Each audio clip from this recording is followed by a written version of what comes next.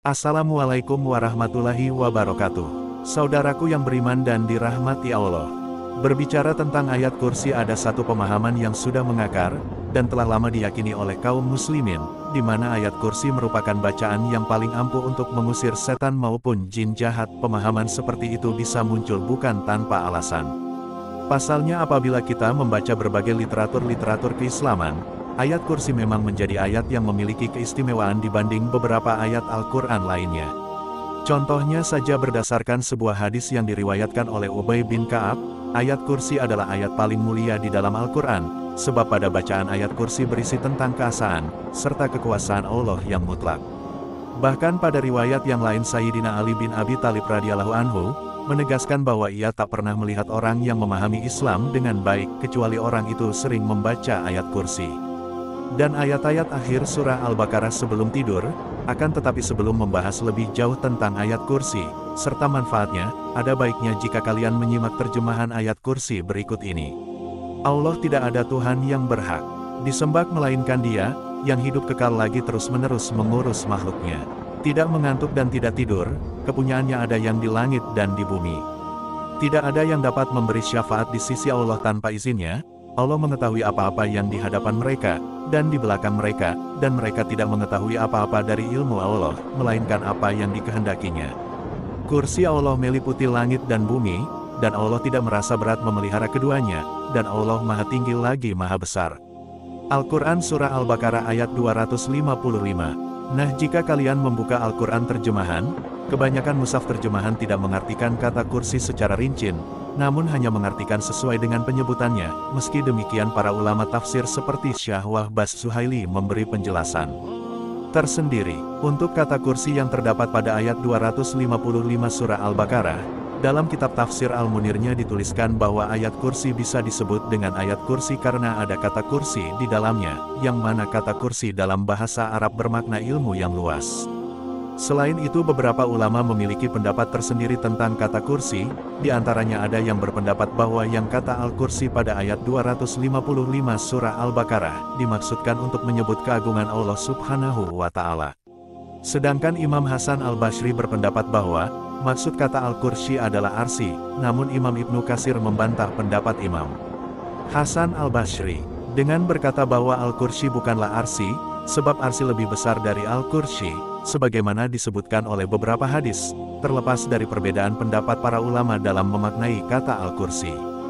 Keistimewaan ayat 255 surah Al-Baqarah itu sendiri sebenarnya bisa dilihat dari asbabun nuzul, atau penyebab diturunkannya, berdasarkan literatur yang saya temukan ketika ayat kursi hendak diturunkan Allah Subhanahu wa Ta'ala kepada Rasulullah Sallallahu Alaihi Wasallam.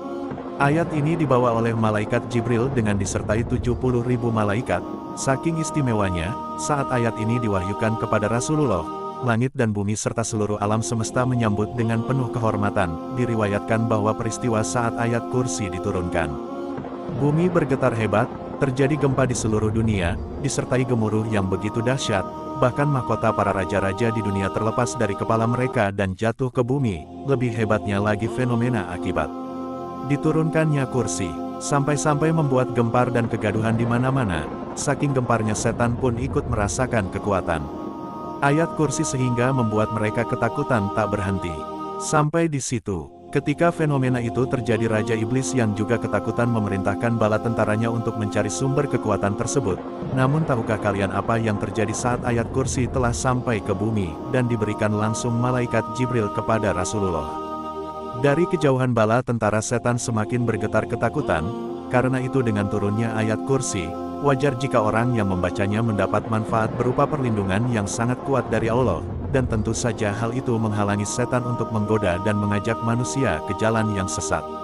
Kondisi tersebut sebagaimana disabdakan di salah satu hadis Nabi yang artinya, Abu Hurairah radhiyallahu anhu berkata, Rasulullah menugaskan kepadaku untuk menjaga zakat di bulan Ramadan. Kemudian saat aku terlelap, seseorang datang kepadaku dan mencurinya, lantas aku menceritakannya kepada Rasulullah, dan beliau bersabda, bila engkau hendak tidur maka bacalah ayat kursi, karena penjagaan dari Allah akan terus bersamamu. Dan setan tidak akan mendekatimu sampai subuh. Waspadalah, sebab setan dan jin bisa berkata benar, namun ia berdusta. Hadis riwayat Bukhari. Yang mengejutkan meski hadis tadi secara jelas menyebutkan jika ayat kursi dapat menjauhkan seseorang dari gangguan jin dan setan. Namun siapa sangka pada kondisi-kondisi tertentu, jin maupun setan ternyata tak takut saat dibacakan ayat tersebut. Terkait kondisi di mana jin tak takut saat dibacakan ayat kursi, kalian mungkin pernah melihat pengobatan ruqyah yang menggunakan ayat kursi sebagai bacaan penyembuhannya. Nah, di beberapa kasus ruqyah jin yang ada dalam diri manusia, terkadang tidak mempan saat dibacakan ayat kursi, bahkan ayat Al-Quran yang lain. Tak bisa dipungkiri kalian pasti sudah mendengar jika sifat dasar jin sangat pandai mengelabui manusia, dan akan melakukan berbagai cara agar manusia bisa terjerumus pada kesesatan.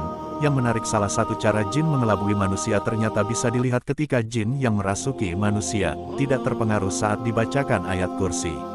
Artinya entah bangsa jin tidak takut atau malah ikut membaca kondisi tersebut, adalah cara mereka mengelabui manusia. Apalagi dengan cara seperti itu, makhluk laknat tersebut akan menampakkan sebuah kesan bahwa ayat kursi maupun ayat Al-Quran lainnya tidak mempan untuk mengusirnya dari tubuh seseorang. Padahal respon yang diperlihatkan jin tidaklah sama dengan apa yang makhluk laknat itu rasakan. Bagaimanapun pun juga, tujuan utama jin melakukan hal tersebut tak lain dan tak bukan untuk membuat mental dan iman seseorang lemah. Mereka akan mempengaruhi seorang muslim agar ragu terhadap bacaannya. Jadi tak heran apabila seorang muslim mendapati kondisi seperti ini, maka bisa dipastikan jika bangsa jin sedang menguji iman mereka. Ditambah lagi di beberapa dalil juga disebutkan bahwa Al-Quran tidak hanya bisa didengarkan oleh bangsa manusia, akan tetapi juga pernah didengarkan oleh bangsa jin. Bahkan setelah mendengarkan Al-Quran mereka menyeru kepada kaumnya untuk kembali beriman, sebagaimana Allah Subhanahu wa Ta'ala berfirman, "Dan ingatlah Muhammad ketika kami hadapkan serombongan jin kepadamu yang mendengarkan Al-Quran, maka tatkala mereka mendengarkannya, mereka berkata, diamlah, dan ketika pembacaan selesai mereka kembali kepada kaumnya, memberi peringatan. Mereka berkata, hai kaum kami, sesungguhnya kami telah mendengarkan Al-Quran, yang telah diturunkan sesudah Musa, yang membenarkan kitab-kitab sebelumnya, lagi membimbing pada kebenaran dan kepada jalan yang lurus.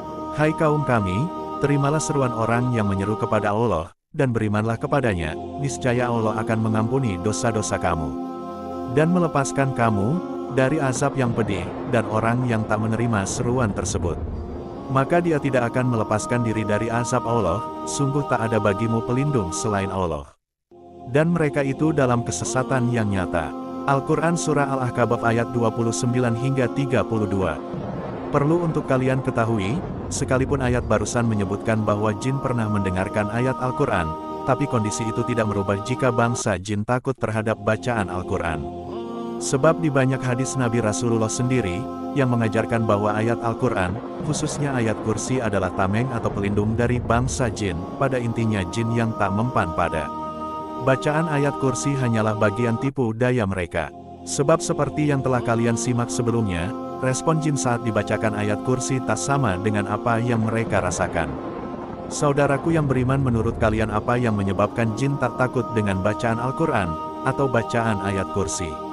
Semoga Allah Subhanahu wa Ta'ala selalu melindungi kita semua, amin ya rabbal alamin. Wallahu alam bisawab. Terima kasih saudaraku yang menonton video ini hingga akhir, dan sampai jumpa di video selanjutnya. Hamba Allah undur diri. Wassalamualaikum warahmatullahi wabarakatuh.